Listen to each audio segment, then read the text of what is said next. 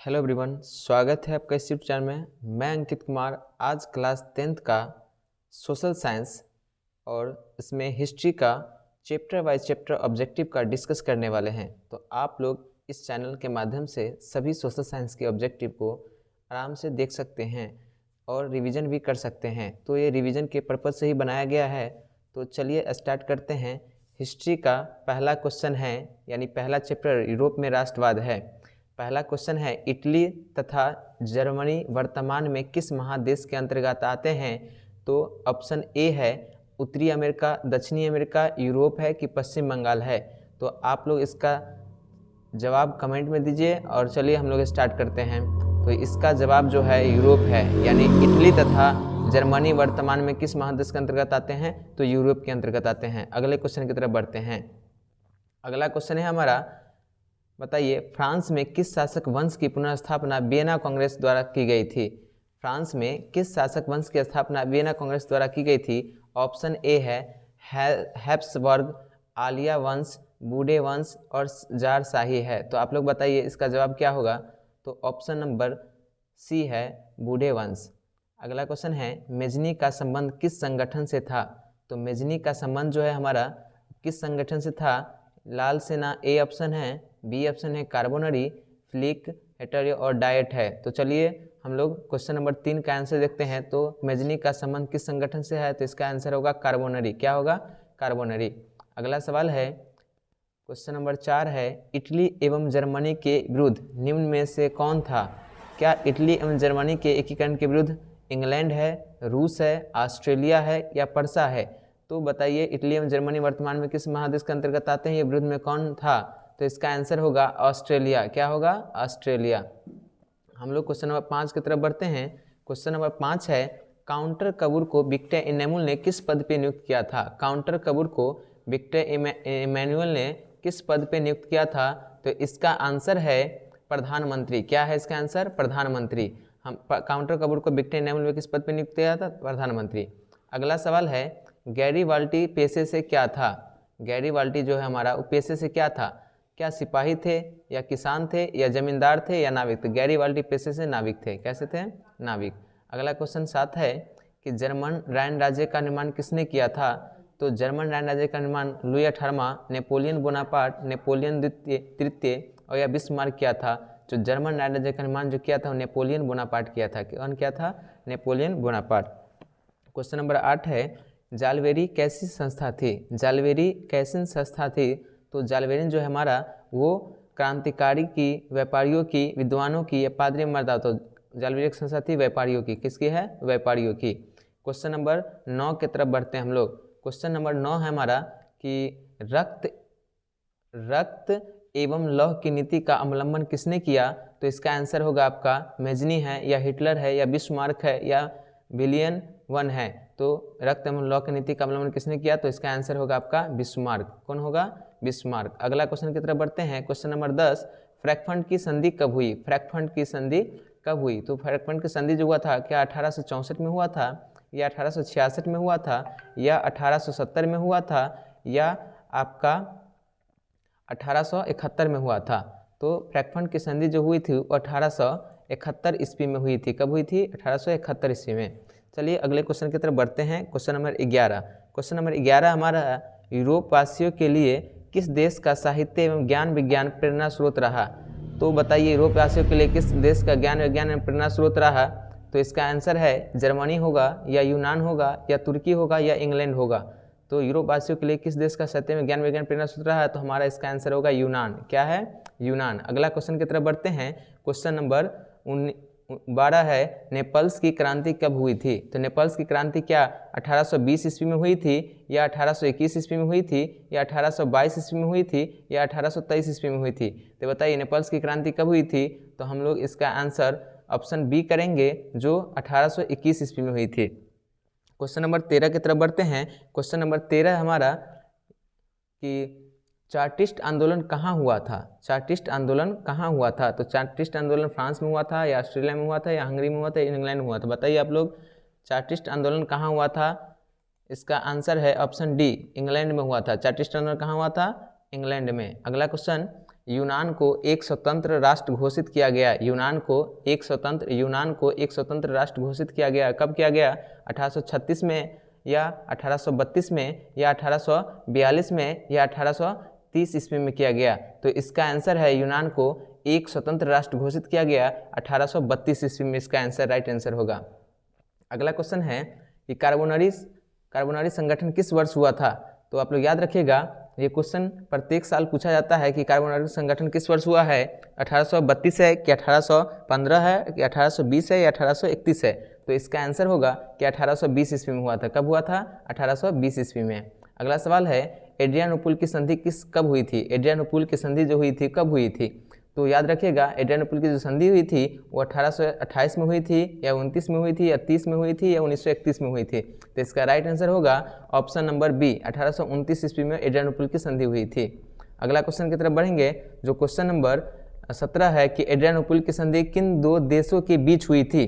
तो एड्रियानोपुल की संधि जो हुई थी वह किन देशों के बीच हुई थी? तो तुर्की और रूस के बीच में हुई थी।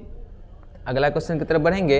अगला क्वेश्चन है सेडोन का युद्ध किन के बीच में हुआ? सेडोन का युद्ध जो है हमारा वो किन के बीच में हुआ? तो याद रखिएगा आप लोग, जो सेडोन का युद्ध है वो ऑप्शन सी फ्रांस और पर्सा के बीच में हुआ था। किन के बीच में हुआ था? फ्रांस और पर्सा के बीच में हुआ था। अगला क्वेश्चन है 19, किस देश का हंगरी पर पूर्ण आधिपत्य था? मतलब है कि किस देश का हंगरी पर पूर्ण आधिपत्य था? फ्रांस है, ऑस्ट्रेलिया है या ब्रिटेन है या तुर्की है? चलिए आप लोग बताइए। तो ऑप्शन नंबर बी हमारा ऑस्ट्रेलिया है। किस देश का हंगरी का पूर्ण आधिपत्य था? तो ऑस्ट्रेलिया का। अगला क्वेश्चन है क्वेश्चन नंबर 20 है पोलैंड के विद्रोह को किसने कुचल दिया था? पोलैंड के विद्रोह को किसने कुचल दिया था? तो आप लोग बताइए, रूस है या ब्रिटेन है या ऑस्ट्रेलिया है या फ्रांस है? तो इसका ऑप्शन जो है क्वेश्चन नंबर 20 का ऑप्शन ए है हमारा, रूस है, जो 20 का राइट आंसर है। अब हम लोग क्वेश्चन नंबर 21 की तरफ बढ़ते हैं। क्वेश्चन नंबर 21 हमारा कह रहा है, बताइए सन 1870 में फ्रांस और पर्सा के बीच युद्ध कहाँ हुआ था?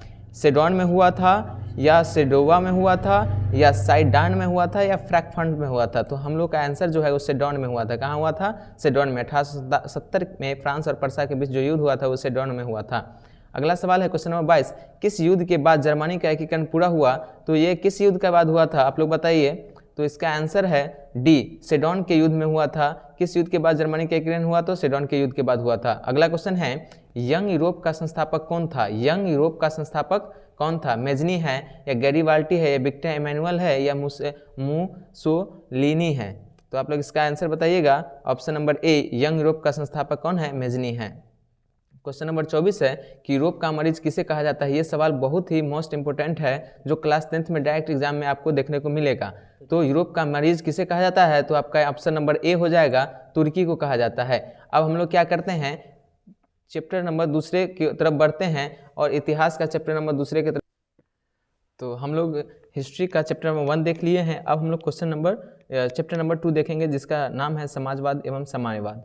तो पहला क्वेश्चन है, रूस में कृषक दास प्रथा का अंत कब हुआ? तो ये हिस्ट्री में सवाल जो है, रूस में कृषक दास प्रथा का अंत कब हुआ? 1861 में हुआ या 1862 में हुआ या 1863 या 1864 में हुआ? तो इसका राइट आंसर है ऑप्शन नंबर ए, 1861 ईस्वी में हुआ था। रूस में कृषक दास प्रथा का अंत 1861 ईस्वी में हुआ था। अगला क्वेश्चन है, रूस में जार का क्या अर्थ होता है? आप लोग बताइए कमेंट में कि रूस में जार का क्या अर्थ होता है।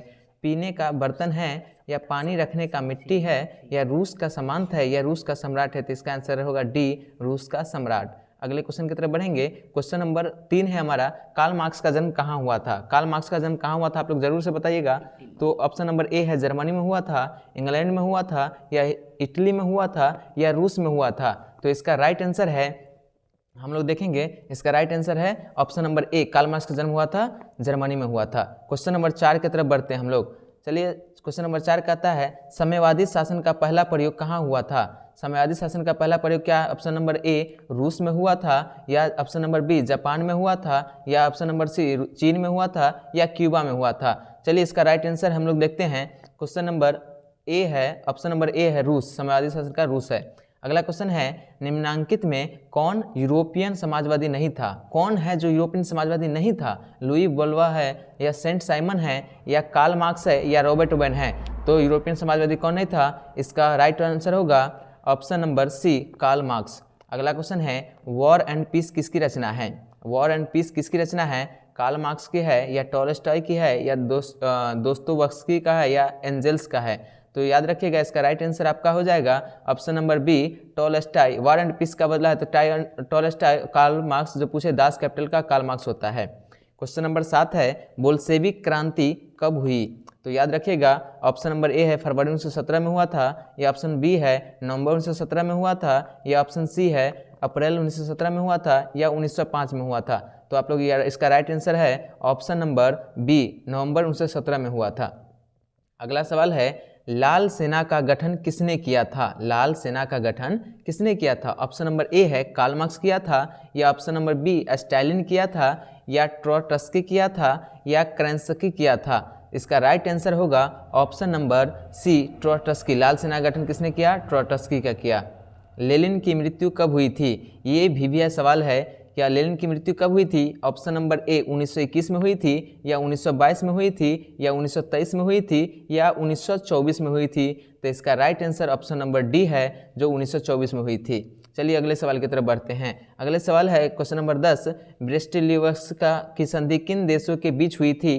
क्या ऑप्शन नंबर ए रूस का और इटली है, या ऑप्शन नंबर बी रूस और फ्रांस है, या ऑप्शन नंबर सी रूस और इंग्लैंड है, या ऑप्शन नंबर डी रूस और जर्मनी है। इसका राइट आंसर हो जाएगा आपका ऑप्शन नंबर डी, रूस और जर्मनी हो जाएगा। चलिए क्वेश्चन नंबर 11 की तरफ बढ़ते हैं। क्वेश्चन नंबर 11 है कि रूस का पहला साम्यवादी कौन था? रूस का पहला साम्यवादी कौन था? ऑप्शन नंबर ए स्टालिन है, या प्लेखानोव है, या लेनिन है, या टॉलस्टॉय है। तो इसका राइट आंसर हो जाएगा ऑप्शन नंबर बी, प्लेखानोव। तो चलिए हम क्वेश्चन नंबर 12 की तरफ स्टार्ट करते हैं। हिस्ट्री का संपूर्ण मैराथन क्लास है ये, इससे ज़्यादा सवाल नहीं आने वाले हैं। हिस्ट्री का प्रत्येक सवाल इसी वीडियो से रहने वाले हैं, इसीलिए आप लोग याद रखिएगा कि सोशल साइंस का हिस्ट्री सब्जेक्ट है। क्वेश्चन नंबर 12 को डिस्कस करते हैं। क्वेश्चन नंबर 12 है कि रासपुतिन कौन था? रासपुतिन कौन था? एक भ्रष्ट पादरी थे, या वैज्ञानिक थे, या समाज सुधारक थे, या दार्शनिक थे? तो इसका राइट आंसर हो गया ऑप्शन नंबर ए, भ्रष्ट पादरी थे। क्वेश्चन नंबर 13, नई आर्थिक नीति कब लागू हुआ?